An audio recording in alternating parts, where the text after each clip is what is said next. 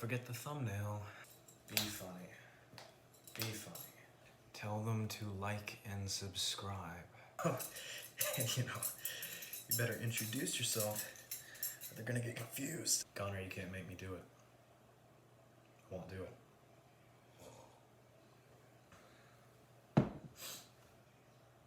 That Five Finger Death Punch album is yours. Hey everybody, my name is and today we are reviewing the new Spanish Love Songs album, Brave Faces, everyone. This band is relatively new to me, only having popped up in my feed on YouTube in the last month or so with their cover of the Phoebe Bridgers song, Funeral. And I immediately had my attention hooked. I was very impressed with the way in which their music was able to convey all of these emotions of modern angst, particularly self-loathing, and their ability to transpose what is a folk song, a modern folk song, into something that could very much come out of any era of punk music, I would say, in the last 20 years. And there's something about their sound, and definitely something about their lyrics, that taps directly into an emotion that I think a lot of folks my age are currently experiencing. A sense of hopelessness. And as if things are never going to get better and never really were all that great. And I know that that sounds terrible and depressing, and for the latter claim, it is, but it's also incredibly wonderful. It taps into one of my favorite flavors of punk music, which is the more emotionally tinged and sad kind. Not full sad boy stuff, just music with a more melancholy edge. And when I heard one of the lead singles for this record, Losers 2, I immediately became excited for this record from a band that I had previously no investment in and had never heard at all. And if you'd like me to be a little more specific about what kind of musical experience you're going to have, think of bands like the Menzingers, Gaslight Anthem, and the softer side of Bad Religion. And I say that not just to give you examples of what kind of music this album is like, but also to communicate to you that this album has the same effect of instant nostalgia, instant love of the band as soon as you hear them, much like those bands that I just mentioned did when I first heard them. And if I can start by giving this record some broad praise, a few of the things that I would like to say are that the songs are perfectly ordered. There is never a decline in musical quality on any of those songs, and the lyrics on this record are perfect storytelling. The lyrics contain granular detail, steering away from broad or cliched metaphors, but also maintain a degree of relatability that make this record such that I can't think of anyone my age who wouldn't, at least in some tangential way, be able to invest in what the vocalist is singing about. It's a record about modern sadness, and instead of taking the overdone approach of reacting to that emotion with extreme action, it more or less, I don't want to say advocates, but tells a story of someone who simply faces it, deals with it, more often than not is consumed by it, but then ultimately rides the journey out. And consistent with that sentiment, this record is never bombastic, even though it is consistently energetic, more or less pushing you through the pain instead of punching a hole right through it. And even though there is a sense of steadiness both in the energy and the emotions that the record brings, the music itself is actually fairly dynamic, especially for punk rock music. This is immediately evident on track 1, Routine Pain, in which the song opens with this single chord rising in volume until the other instruments join it and build upon one another until we get to the chorus. And each piece of this song, verse 1, chorus 1, verse 2, chorus 2, the bridge, the outro, are all different from one another. Even though there are a lot of the same pieces being used, a lot of the same power chords, a lot of the same effects, there's no two parts in this song that sound exactly alike. And these musical changes serve as an escape from the tedious misery that is being described in the lyrics of the song, such as everyone in this bar is the same. As on much of the record, in this song the vocalist is singing about a whole group or perhaps even generation of people who are moving through their lives like machines, but are incredibly unhappy and yet unwilling to change. And so the music of this song, as well as the album as a whole, serves as a beautiful counterpoint to that narrative. And track 1, due to the unusual electronics at its end, moves perfectly into track 2, titled Self-Destruction as a Reasonable Career Choice. And in that title alone, we get what might be the biggest theme on this album: defending your own misery. This song is slightly more repetitive than the first, but this choice seems to be intentional, as we reach a point in the narrative at which the speaker is actively defending and constructing arguments for the misery in which he exists, in a way using depression as a shield and a reason not to change. And as we get to the bridge, the music slowly builds with these drums rising underneath the closing vocals of "I'll Die Here."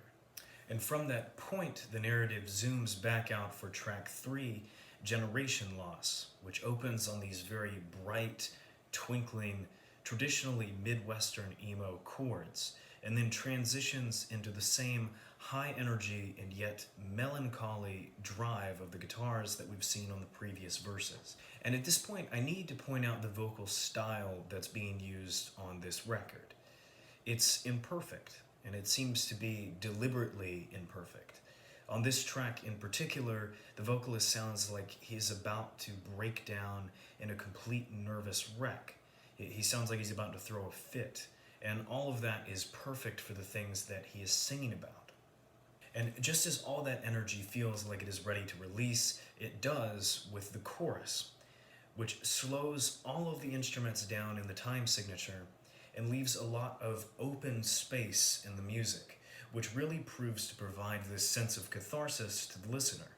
After which, we get our first example of something that the band will do repeatedly on this record, although it's something that never gets tired. They will have an instrumental dropout in the bridge, leaving only a little bit of very spacey, reverby guitar and the vocals. And it seems that this is done for the purpose of having the listener listen to exactly what the vocalist is saying. And that's important on this record, where it's incredibly clear that every lyric was chosen with honesty and care, and may in fact be the most important part of this piece, even though the music itself is amazing. And then we get to track 4, Kick, which is also an excellent song. It was one of the singles. And it was at this point that I started to detect a little bit of 90s soft rock influence in this music, and that is by no means a bad thing. In particular, there are elements of this song, especially in the beginning with the bright chords that are used, that remind me less of Midwest emo and more of Third Eye Blind. And this song follows a similar structure to the track that preceded it, but we're zoomed back in again, listening to a more granular and specific story about someone who suffered through having a father who was addicted to heroin, and what that sort of broken home was like. And after a few minutes of this reflection, we ultimately end on another dropout bridge in which it sounds like it is all that the band can do to just keep playing their instruments at all. And that conclusion serves well to subdue the music before we launch into track 5, Beachfront Property. It was at this point in the album that it became evident to me how well mixed everything is. The balance between all of the instruments is absolutely amazing. And the bright chords at the beginning mixed with this strong thumping bass line really immediately hook you into listening to this song. And the song as a whole, from the verses to the chorus to the bridge, all communicate this sense of beauty and devastation in such an excellent way. And it all feels very raw, and yet at the same time done immaculately.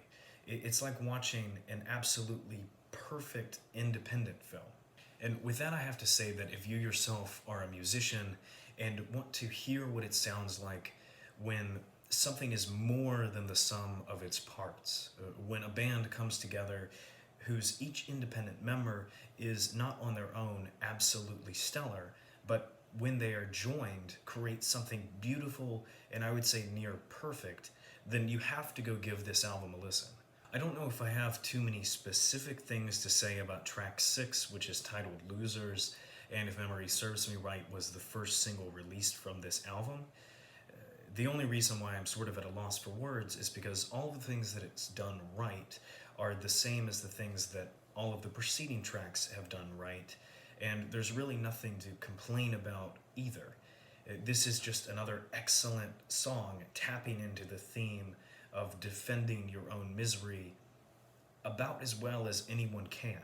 But there is a lot to say about track 7, Optimism as a Radical Life Choice, which is the counterpoint to track 3. I meant track 2. The song opens on an acoustic guitar line that is incredibly reminiscent, as I've said earlier, to something that would have been put out by Third Eye Blind or Counting Crows. And again, that is not a criticism. There's something incredibly emotive about opening with something this simple and nostalgia-inducing. Ultimately, when the bass comes in, it's incredibly heavy and supports the acoustic guitar, the electric guitar, and the vocals in a way that we haven't heard up to this point on the record. And altogether, I'm just really impressed with the independent usage of each instrument on this record. I mean, the writing for each part is really great and follows the golden rule of songwriting, which is that everything that you write needs to be in service of the song and not in service of you. And something funny that I noticed about the vocals on this track is that he reminds me a bit of Bo Burnham, just in vocal timbre alone, but that's by no means a bad thing. Altogether, this song makes you feel like you've just stumbled out of a bar after spending a couple of hours being lazy and drinking instead of paying your rent. And yet, the message is not one of advocacy, but it seems to be one of hope. It's about a willingness to continue on, to strive forward, despite the fact that you may have shot yourself in the foot a couple of times. And now we get to track 8, which is Losers 2, and as I said, is the reason why I listened to this album at all. Both the chord changes in the rhythm guitar and the choices made for the lead guitar are so emotive. They make you feel so much right off the bat, and as soon as you hear that opening lead guitar line, there is absolutely no way that you are not going to finish this song. And this track is very much a sequel. It is Losers 2. But whereas the first song was sort of self-loathing and introspective, this one has a little bit more rage to it, which is not to say that it comes off as an angry track. Overall, the aesthetic quality that it has in spades is simply beauty. But it does focus more on the injustice of the situation that a lot of people are in, reflecting right off the bat about how a person can't afford the sort of house that they grew up in. Truly, this song will bring out whatever part of you feels like a failure, but it is so cathartic. And then we get to track 9, Dolores, which, while not my favorite on the album, is still at the same level of quality and is probably the most unique song on the record.